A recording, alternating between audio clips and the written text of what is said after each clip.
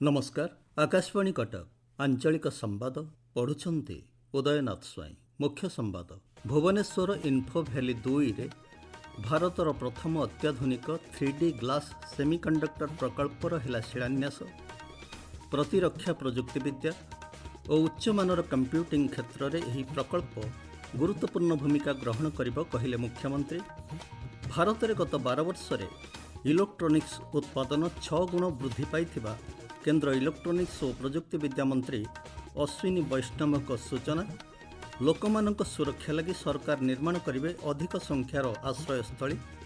यकृतर उपयुक्त जत्न और समस्या विषय में सचेतनता सृष्टि नहीं आज पालन करा जाउछि विश्व यकृत दिवस। एवं आसंता 24 घंटा मध्य बिजुली घड़घड़ी सह वर्षा संभावना नहीं 10टी जिला को सतर्क सूचना जारी।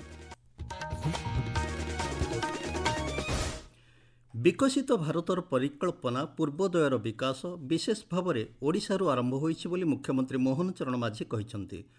आज भुवनेश्वर इन्फो भैली 2 ठारे भारतर प्रथम अत्याधुनिक 3D ग्लास सेमीकंडक्टर पैकेजिंग प्रकल्पर शिलान्यास अवसर में मुख्यमंत्री कहिसंति ओडिशारे आज प्रथम थर एभली एक कार्यर मूलदुआ स्थापन करा जायछि जहाँ देशर प्रथम अत्याधुनिक 3D पैकेजिंग प्रकल्प साब्यस्त होइछि।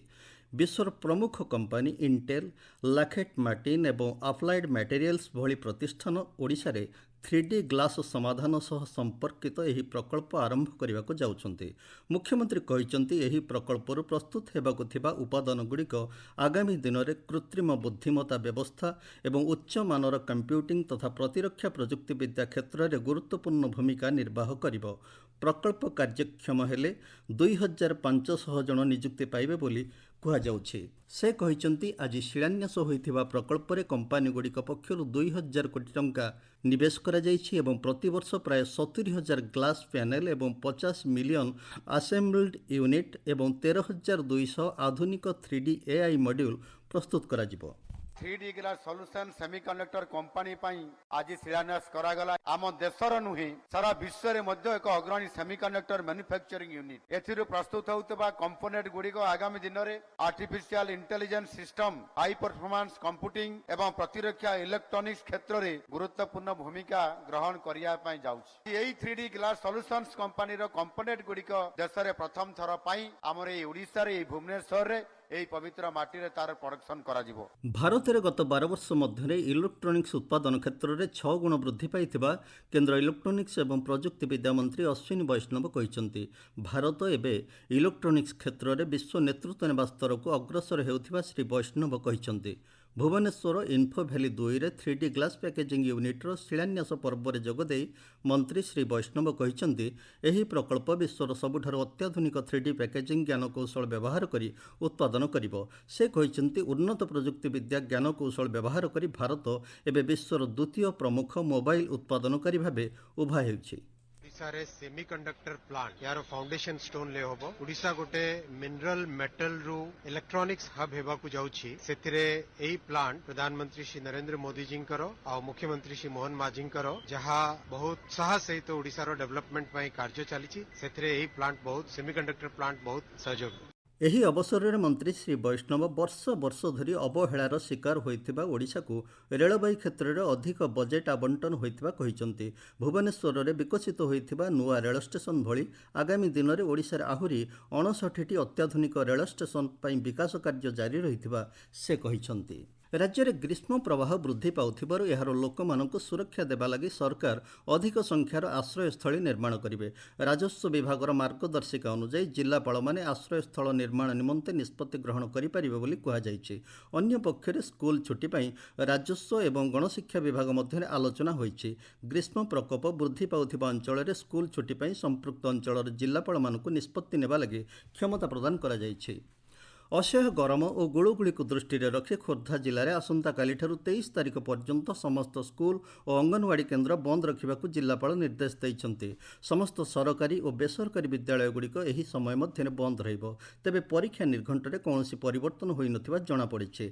आसंता सप्ताह दिन तापमात्रा 3 ରୁ 4 डिग्री वृद्धि पाइबा संभावना रहिथिबा बेले छात्र छात्री सुरक्षा दृष्टि 9टी जिले में अंगनवाड़ी केन्द्र, विद्यालय, महाविद्यालय और वैषयिक शिक्षानुष्ठानगुड़िक छुट्टी घोषणा करा जाइछि। ବିଦ୍ୟାଳୟ ଓ ଗଣଶିକ୍ଷା ବିଭାଗ ମାର୍ଗଦର୍ଶିକା ଅନୁଯାୟୀ ସମ୍ପୃକ୍ତ ଜିଲ୍ଲାର ଜିଲ୍ଲାପାଳମାନେ ଶିକ୍ଷାନୁଷ୍ଠାନ ବନ୍ଦ ନିଷ୍ପତ୍ତି ନେଇଛନ୍ତି। ସୂଚନା ଅନୁଯାୟୀ ସମ୍ବଲପୁର ଜିଲ୍ଲାରେ ଚଳିତ ମାସ 20ରୁ 22 ତାରିଖ ପର୍ଯ୍ୟନ୍ତ ଛୁଟି ଘୋଷଣା କରାଯାଇଥିବା ବେଳେ ବୌଦ୍ଧ, ସୋନପୁର ଓ ଝାରସୁଗୁଡ଼ା ଜିଲ୍ଲାରେ 22 ତାରିଖ ଯାଏଁ ଏବଂ କଳାହାଣ୍ଡି, ବଲାଙ୍ଗୀର ଓ ନୂଆପଡ଼ା ଜିଲ୍ଲା 21 ତାରିଖ ପର୍ଯ୍ୟନ୍ତ ଶିକ୍ଷାନୁଷ୍ଠାନ ଛୁଟି ଘୋଷଣା କରାଯାଇଛି। ନବରଙ୍ଗପୁରରେ ମଧ୍ୟ ଆସନ୍ତାକାଲିଠାରୁ ପରବର୍ତ୍ତୀ ନିର୍ଦ୍ଦେଶ ପର୍ଯ୍ୟନ୍ତ ଏବଂ ମୟୂରଭଞ୍ଜରେ 23 ତାରିଖ ପର୍ଯ୍ୟନ୍ତ ଶିକ୍ଷାନୁଷ୍ଠାନ ଛୁଟି ଘୋଷଣା କରାଯାଇଛି। ଆପଣମାନେ ଆଞ୍ଚଳିକ ସମ୍ବାଦ ଶୁଣୁଛନ୍ତି ଆକାଶବାଣୀର କଟକ କେନ୍ଦ୍ରରୁ। ଯକୃତର ଉପଯୁକ୍ତ ଯତ୍ନ ନେବା ଏବଂ ଏହାର ସମସ୍ୟା ବିଷୟରେ ଲୋକଙ୍କୁ ସଚେତନ କରାଇବା ଉଦ୍ଦେଶ୍ୟରେ ଆଜି ବିଶ୍ୱ ଯକୃତ ଦିବସ ପାଳନ କରାଯାଉଛି। ଚଳିତ ବର୍ଷ ଏହି ଦିବସର ବାର୍ତ୍ତା ରହିଛି କଠିନ ଅଭ୍ୟାସ, ଦୃଢ଼ ଯକୃତ। ବିଶ୍ୱବ୍ୟାପୀ ପ୍ରାୟ 1.5 ନିୟୁତ ଲୋକ ଦୀର୍ଘକାଳୀନ ଯକୃତ ରୋଗରେ ପୀଡ଼ିତ ହୋଇଥିବା ବେଳେ ବାର୍ଷିକ 20 ଲକ୍ଷ ରୋଗୀଙ୍କର ମୃତ୍ୟୁ ହେଉଥିବା ଜଣାପଡ଼ିଛି। ସୁସ୍ଥ ଖାଦ୍ୟ ଅଭ୍ୟାସ, ବ୍ୟାୟାମ, ମଦ୍ୟପାନ ନ କରିବା ଏବଂ ପ୍ରାରମ୍ଭିକ ଯାଞ୍ଚ ମାଧ୍ୟମରେ ଫ୍ୟାଟି ଲିଭର ଏବଂ ସିରୋସିସ୍ ଭଳି ଯକୃତ ରୋଗକୁ ପ୍ରତିରୋଧ କରାଯାଇପାରିବ। ବିଶ୍ୱ ଯକୃତ ଦିବସ ଅବସରରେ କେନ୍ଦ୍ର ସ୍ୱାସ୍ଥ୍ୟ ଓ ପରିବାର କଲ୍ୟାଣ ମନ୍ତ୍ରୀ ଜଗତ ପ୍ରକାଶ ନଡ୍ଡା ନାଗରିକମାନଙ୍କୁ ସ୍ୱାସ୍ଥ୍ୟ ପ୍ରତି ସଚେତନ ହେବା ସହିତ ଏକ ସୁସ୍ଥ ଯକୃତ ଏବଂ ଏକ ସୁସ୍ଥ ଭବିଷ୍ୟତ ପାଇଁ ପ୍ରତ୍ୟେକ ଦିନ ଭଲ ନିଷ୍ପତ୍ତି ନେବାକୁ ଆହ୍ୱାନ ଦେଇଛନ୍ତି। ଏକ ସୁସ୍ଥ ଯକୃତ ଏକ ସୁସ୍ଥ ଜୀବନର ଚାବିକାଠି ବୋଲି ସାମାଜିକ ଗଣମାଧ୍ୟମ ପୋଷ୍ଟରେ ଶ୍ରୀ ନଡ୍ଡା କହିଛନ୍ତି। ଗତ 3 ଦିନ ହେଲା ଶିଖରଚଣ୍ଡୀ ମୁଣ୍ଡିଆରେ ଆତଙ୍କ ସୃଷ୍ଟି କରିଥିବା 2 ଦନ୍ତା ହାତୀଙ୍କୁ ଜଙ୍ଗଲକୁ ଘଉଡ଼ା ଯାଇଥିବା ଜଣାପଡ଼ିଛି। ଚନ୍ଦକା ବନଖଣ୍ଡ ଡିଏଫ୍ଓଙ୍କ ନେତୃତ୍ୱରେ ଗଠିତ ଏକ ସ୍ୱତନ୍ତ୍ର ଦଳ ରାତି ତମାମ ସୁନିୟୋଜିତ ଢଙ୍ଗରେ ହାତୀମାନଙ୍କୁ ଘଉଡ଼ାଇବା କାର୍ଯ୍ୟ କରିଥିଲା। ହାତୀ ଦ୍ୱୟ ବର୍ତ୍ତମାନ ଭରତପୁର ଜଙ୍ଗଲକୁ ଫେରି ଯାଇଛନ୍ତି। ଅନେକ ସମୟରେ ଖାଦ୍ୟ ଅନ୍ୱେଷଣରେ ହାତୀଗୁଡ଼ିକ ଜଙ୍ଗଲ ଛାଡ଼ି ସହର ମୁହାଁ ହେଉଥିବାରୁ ଏଭଳି ପରିସ୍ଥିତି ଉପୁଜୁଛି। ରାଜ୍ୟ ଜଙ୍ଗଲ ବିଭାଗ ପକ୍ଷରୁ ହାତୀମାନଙ୍କ ଗତିବିଧି ନିୟନ୍ତ୍ରଣ କରିବା ଲାଗି କେତେକ ହାତୀଙ୍କ ବେକରେ କୋଲାର ଲଗାଯାଇଥିବା ବେଳେ ହାତୀଗୁଡ଼ିକ ଯେଭଳି ଆଖପାଖ ଅଞ୍ଚଳକୁ ପ୍ରବେଶ ନ କରିବେ ସେଥିଲାଗି କେତେକ ଅତ୍ୟାଧୁନିକ ବ୍ୟବସ୍ଥା ଗ୍ରହଣ କରାଯାଇଥିବା ଜଣାପଡ଼ିଛି। ଯାଜପୁର ବ୍ୟାସନଗର ତହସିଲଦାରଙ୍କ ଉପରେ ଟ୍ରାକ୍ଟର ଚଢ଼ାଇ ହତ୍ୟା ଉଦ୍ୟମ ମାମଲାରେ 7 ଜଣ ଅଭିଯୁକ୍ତଙ୍କୁ ପୁଲିସ ଗିରଫ କରିଛି। ଅଭିଯୁକ୍ତମାନଙ୍କ ମଧ୍ୟରେ ଟ୍ରାକ୍ଟରର ମାଲିକ ଏବଂ ଡ୍ରାଇଭର ଅଛନ୍ତି। ଏଥିସହ 5ଟି ଟ୍ରାକ୍ଟର ଏବଂ 2ଟି ଜେସିବି ଜବତ କରାଯାଇଛି। ଲଘୁ ଖଣିଜ ଲୁଟ୍ ହେଉଥିବାର ଖବର ପାଇ ଚଢ଼ାଉ କରିବାକୁ ଯାଇଥିବା ସମୟରେ ଦୁର୍ବୃତ୍ତମାନେ ତହସିଲଦାରଙ୍କ ଉପରେ ଟ୍ରାକ୍ଟର ଚଢ଼ାଇ ହତ୍ୟା ଉଦ୍ୟମ କରିଥିବାର ଅଭିଯୋଗ ହୋଇଥିଲା। କଟକ ବିଦ୍ୟାଧରପୁର ସ୍ଥିତ କେନ୍ଦ୍ରୀୟ ଧାନ ଗବେଷଣା ପ୍ରତିଷ୍ଠାନ ଦ୍ୱାରା ଆୟୋଜିତ ଧାନ ଗବେଷକମାନଙ୍କ 4 ଦିନିଆ ଜାତୀୟ ସମ୍ମିଳନୀ ଜାରି ରହିଛି। ସମ୍ମିଳନୀର ଆଜି ତୃତୀୟ ଦିନରେ ଦେଶର ବିଭିନ୍ନ ପ୍ରାନ୍ତରୁ ଯୋଗ ଦେଇଥିବା ଧାନ ଗବେଷକ ଓ ବୈଜ୍ଞାନିକମାନେ ପରିବର୍ତ୍ତିତ ଜଳବାୟୁକୁ ଦୃଷ୍ଟିରେ ରଖି ଯେଭଳି ଅଧିକରୁ ଅଧିକ ଫସଲ ଉତ୍ପାଦନ କରାଯାଇପାରିବ ସେ ନେଇ ଆଲୋଚନା କରୁଛନ୍ତି। ରାଜ୍ୟରେ ଚଳିତ ମାସରେ ଖଡ଼ି ଛୁଆଁ ଓ ବିଦ୍ୟାଳୟ ପ୍ରବେଶ କାର୍ଯ୍ୟ ହେବା ପରେ ଆସନ୍ତା 30 ତାରିଖରେ 2026-27 ଶିକ୍ଷାବର୍ଷର ପ୍ରଥମ ଅଭିଭାବକ ଶିକ୍ଷକ ବୈଠକ ଅନୁଷ୍ଠିତ ହେବ। ରାଜ୍ୟର ସମସ୍ତ ବିଦ୍ୟାଳୟଗୁଡ଼ିକରେ ସେହିଦିନ ପ୍ରଥମ ଅଭିଭାବକ ଶିକ୍ଷକ ଶିକ୍ଷୟିତ୍ରୀ ତଥା ବିଦ୍ୟାଳୟ ପରିଚାଳନା ଓ ଉନ୍ନୟନ କମିଟି ବୈଠକ ମଧ୍ୟ ଏପ୍ରିଲ 30 ତାରିଖରେ ଅନୁଷ୍ଠିତ ହେବ। ଓସେପା ପକ୍ଷରୁ ବୈଠକ ଆୟୋଜନ ନେଇ ସମସ୍ତ ଜିଲ୍ଲା ବ୍ଲକ ଶିକ୍ଷା ଅଧିକାରୀ ଏବଂ ପ୍ରଧାନ ଶିକ୍ଷକଙ୍କୁ ଅବଗତ କରାଯାଇଛି।